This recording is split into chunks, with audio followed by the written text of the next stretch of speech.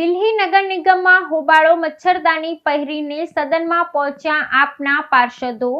મચ્છરજન્ય રોગોના પ્રકોપના મુદ્દે વિપક્ષ નેતા અંકુશ નારંગનો અનોખો વિરોધ. દિલ્હી નગર નિગમ એમસીડીની સદનની બેઠકમાં એક અસામાન્ય દ્રશ્ય સર્જાયું હતું, જ્યારે આમ આદમી પાર્ટીના સભ્યો મચ્છરદાની પહેરીને વિરોધ પ્રદર્શન કરવા પહોંચ્યા હતા.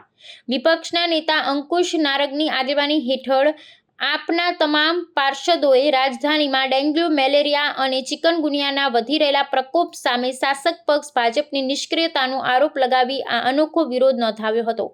આ વિરોધ પ્રદર્શનનો મુખ્ય હેતુ દિલ્હીમાં વકરી રહેલી મચ્છરજન્ય રોગોની ગંભીર સમસ્યા તરફ સદનનું ધ્યાન દોરવાનો હતો. વિપક્ષના નેતા અંકુશ નારંગે આરોપ લગાવ્યો કે ભાજપ શાસિત નગર નિગમ આ રોગચાળાને નિયંત્રિત કરવા માટે કોઈ નક્કર પગલાં લઈ રહ્યું નથી, જેના કારણે દિલ્હીના નાગરિકોનું સ્વાસ્થ્ય જોખમમાં મુકાયું છે. તેમણે કહ્યું, આ મચ્છરદાની એ દર્શાવે છે કે દિલ્હીની જનતા કેવી રીતે જીવવા માટે મજબૂર છે.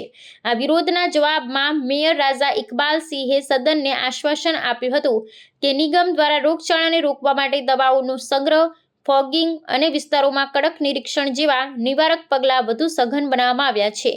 જો કે આપના પાર્ષદોએ આ વિરોધ દ્વારા શાસક પક્ષ પર દબાણ બનાવવાનો પ્રયાસ કર્યો હતો, જેના કારણે સદનની કાર્યવાહીમાં હોબાળો મચી ગયો હતો.